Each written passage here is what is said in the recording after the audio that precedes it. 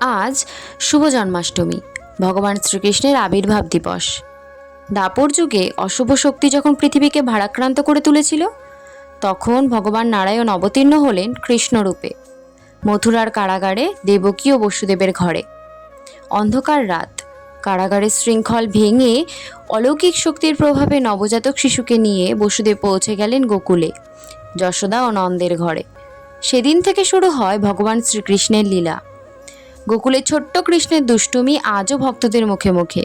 মাখন চুরি, গোপীদের সাথে খেলা আর মধুর বেনুর সুরে চারিদিক ভরে ওঠা।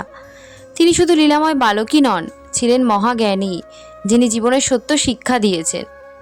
মহাভারতে কুরুক্ষেত্রের যুদ্ধক্ষেত্রে অর্জুনকে তিনি শিখিয়েছিলেন ভগবদ্গীতার অমর উপদেশ, যে কর্ম করে ফলের আসক্তি ত্যাগ করে তিনিই প্রকৃত যোগী। শ্রীকৃষ্ণ আমাদের শেখান প্রেম আর সত্যের পথ। তার জীবন আমাদের মনে করিয়ে দেয় অন্যায় যত বড় হোক, ন্যায় সর্বদাই বিজয়ী। আজ জন্মাষ্টমীর পবিত্র দিনে আসুন আমরা সবাই মিলেমিশে প্রার্থনা করি আমাদের জীবনে শ্রীকৃষ্ণের প্রেম, জ্ঞান আর করুণা যেন সর্বদা বিরাজ করে। জয় শ্রীকৃষ্ণ।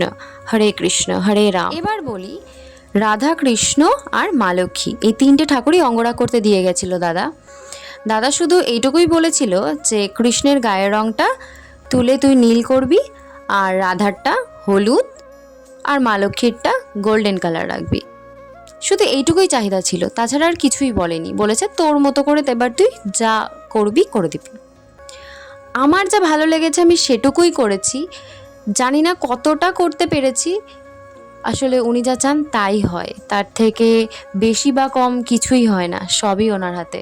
তোমাদের সবার কেমন লাগলো বলো। সকলকে শুভ জন্মাষ্টমীর অনেক শুভেচ্ছা।